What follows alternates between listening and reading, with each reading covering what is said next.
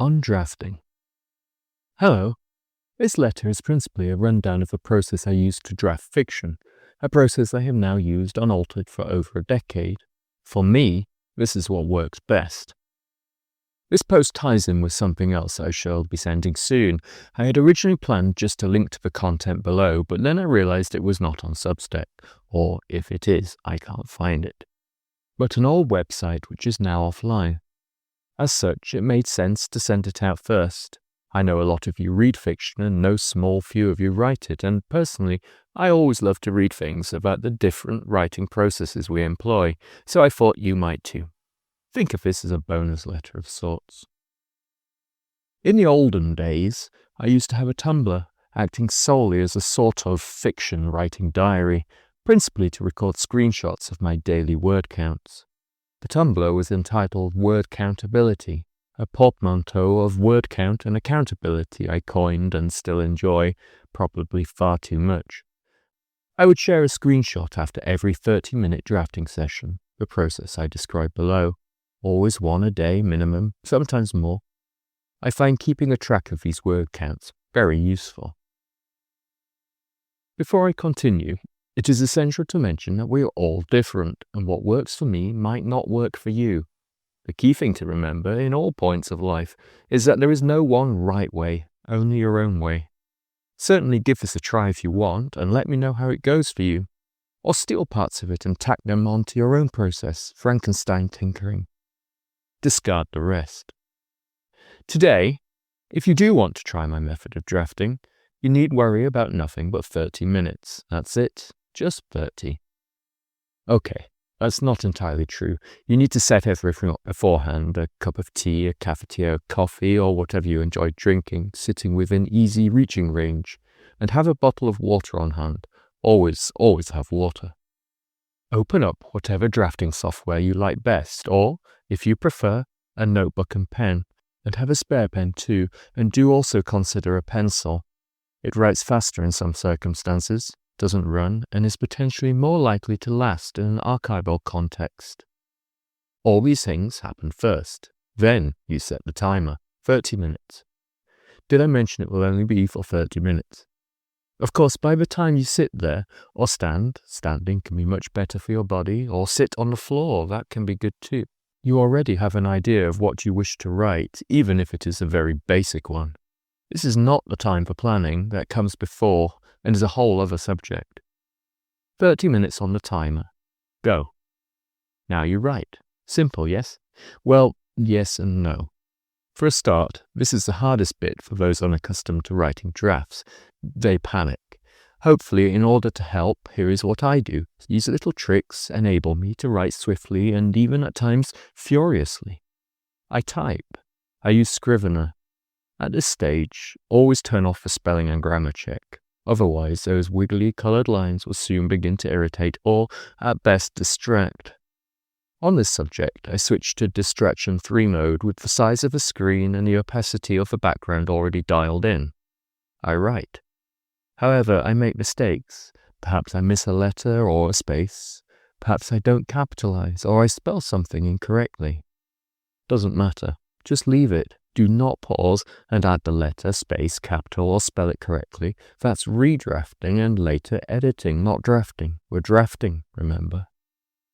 I'd plow on, or plow P-L-O-W. Have no fear about your version of English at this stage either. Write in the words and spelling you feel most comfortable with. Don't worry about using dialect or local language habits. Sometimes these things add a joy and colour to text, but that is something you ultimately decide later in the writing game. I write. There will come a point where I will realise I've missed something crucial out earlier, or I change a name, or I create a name in the first place. Side note, names. Whether people, places, things, they will change. Start with a TK, for example. TK name for the main character if they're nameless, or TK best friend for her best friend, or TK enemy for her evil twin. You get the idea. At this stage, you are drawing out the story. Later, things magical occur and you invariably reach a point in your draft or sometimes redraft where these TKs mystically resolve themselves, as your subconscious continues to work on the problem of nomenclature. Needless to say, it probably won't surprise you to know that I was delighted when Substack introduced a TK check to their composition pages, although there you need to leave a space between TK and e.g. name. Back to the missed out bit, or the mistake. Don't fix it, don't you dare move cursor or pencil, leave the mistake where it is, do not worry. Hit the caps lock, real or metaphorical, add in TK idea, all in capitals, then record that thought. TK idea, for example. TK enemy is not only an evil twin, but is actually the more evil of 2 out of 3 evil triplets. TK name has to battle on 2 fronts before successfully launching. Also, her dog, cat, is potentially evil too. Get back to the draft. It's a mess. Good. Have you ever dug clay to make pottery in the wilderness? Or have you ever needed a new spoon carved in order to eat your dinner? No, just me then? Sorry, personal example, but still. The clay is a mess. It has roots in it, soil, leaves, small rocks. You need to know how to edit it. The branch of the tree has bark, maybe moss, the spoon wrapped within wooden fibers, hidden from view. Neither stops you collecting these raw materials. Same with writing. This is a draft, not a polished edit, or even a redraft, or rewrite. A draft. Write. 30 minutes. See how many words you can do. If you already have a good idea of how many, or on the worst of days, not the best, use that as a guided minimum. On days where words are like hen's teeth and unicorn horns, I can write as few as 500, so that is my minimum target. But it is a target. When you are learning to fire an arrow or hit something with a sling, you do not always hit the target. That's life. That's where practice comes in. Keep practicing, 30 minutes at a time. Invariably, the timer goes off, unless you forgot to hit start, go, which happens. Side note again, I also time all of my working day with other software, so I have that as a backup. You stop writing now. No, really, you stop now. You do not finish a word, let alone a sentence or paragraph. No, no, thrice no. This way, you see, you are left with a loose thread to weave into the tapestry the next time. You won't waste any of the next set of oh so precious 30 minutes because you know exactly where you are going, what comes next. Sometimes, and this is rare, your timer will go off just as you finish a paragraph, or, even rarer, a scene or a chapter. In this case, I would suggest you switch your timer to either 2 or 3 minutes and keep going. Much better to have that thread the next day. If you think that's too short a time, I disagree. You're wrong. 3 minutes is 10% of your 30. You should be able to write the next bit in that time, surely. That's it. You're done. You can reach for that rapidly cooling tea or coffee you forgot, and then you count. Obviously, this is easier in Scrivener or another word processor than it is by hand. Then you record this number somewhere. As I mentioned above, I use a screenshot of the project target word count, originally posted on Tumblr and backed up in Scrivener and OneDrive, but I've also used spreadsheets and handwritten the results too. This record is important.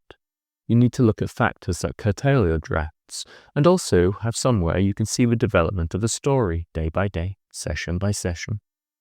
When I used to share these on my Tumblr, I would sometimes tack on a note to explain how, for example, I started later in the day, or I record a bout of illness.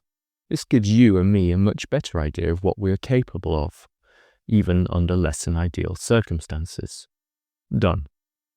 At this point, you can stop for the day, or plan another 30-minute session. If the latter, you get up now and do something else for at least 5 minutes, maybe 10. Never, ever, ever do I jam 2 30-minute drafting sessions back to back without something different in between. That rarely works, and when it does, yeah, I was once young, foolish, and hopeful, it is a statistical abnormality, not the norm, in my experience. This is why you keep a record and those notes, so you can tell future you not to make mistakes like that. Your record will also show whether you can ignore this and just keep drafting. Done. Congratulations. You've drafted words, messy, beautiful words. Somewhere in that coal is a diamond. Somewhere, amidst the mass you've just collected from a riverbank, is the clay you will use to make a cup. Your branch is whispering to you, showing you where to lay axe and knife. That is the next thing. For now, keep collecting the raw materials and, make no mistake, when you draft, those raw materials are simply a volume of words you manipulate later. Easy, yes? Go try. This is what works for me. It might not for you, but it is advice, a description culled from a long period of practice and reading about and experimenting with the processes of others, something it seems many writers and artists love to do. Good luck, but do please remember, in writing, as in anything, you make your own luck through discipline, hard work, and practice. 30 minutes, draft. What about you? What is your process for drafting? Do you prefer to polish as you craft or let forth a giant messy morass to later whittle into shape? Are you also a fan of Scrivener, or is it paper and pen all the way? Have you found your own sweet spot from the time spent on a drafting session? Do let us know in the comments. Finally, there'll be more soon, including a letter with some things you might have missed. For example, I'll sneak this one in here too. If you missed it, I am once again sharing a version of my A Fall in Time adventure on Substack Notes with a weekly collation of these with extras sent by letter. However, this is only sent to either new subscribers who joined me in the last 5 weeks or those who elected to receive it by going to the account page here and selecting the opt-in box for A Fall in Time to do so. At the time of writing, I have 2,389 subscribers and 5,157 followers, but this email letter only goes to 31 people. This year, as well as a few minor changes and several forthcoming bonus pieces, each and every letter also includes a voiceover by me. There is also a podcast version of this voiceover, available widely or by selecting Voices from the Crow's Nest at the account page mentioned above. If you are a paid subscriber, you will receive the bonus pieces regardless of whether you select to opt in to this year's A Fall in Time. Finally, if you find value in reading or listening to my words and wish to support me financially, but do not want to take out a subscription to my letter, you can also send a one-off tip via this button, and a huge thank you to those of you who have done so. I greatly appreciate that. More soon.